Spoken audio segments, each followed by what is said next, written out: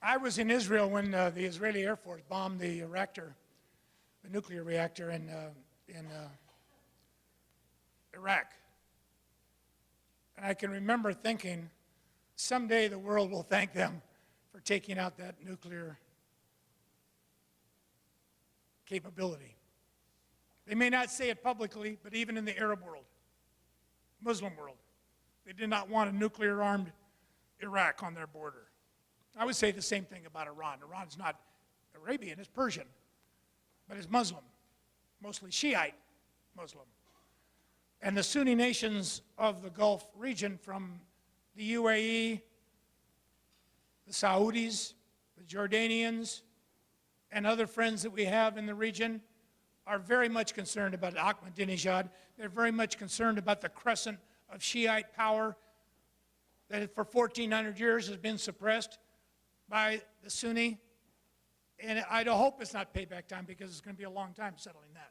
So that's why I feel very strongly we need something, we need an economic empowerment strategy to bring that 21st century Marshall Aid Plan to the Islamic world, from Afghanistan and Pakistan all the way to Palestine, to start winning some friends and winning some hearts and minds and beginning to help people think, not with a white face or an American face, but with an Arabic face. And I would say to Iran what Jimmy Baker said to Iraq when they invaded Kuwait. I don't speak for Jimmy, but the Iraqis were told, you go into Saudi Arabia, you use nuclear weapons against Israel, we will blow you off the face of the earth. He did it far more diplomatically. I'm an old football player, so I don't have to worry about diplomacy. Besides, I'm 71 years old. I think that's the way to treat him. Don't do it publicly. Don't shame. Do it in a way that he knows he gets the message.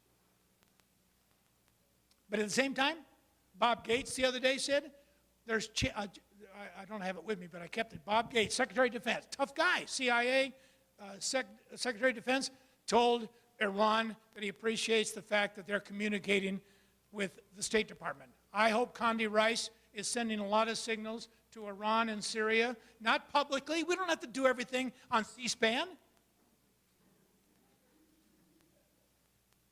You can't negotiate things like this on television, but there are ways of using diplomatic means by which we can get them to see that they're rational self-interest. The other thing you could say is they're irrational. Yes, in some of their statements. There's no doubt about it, it's irrational. But guess what? They want to stay alive.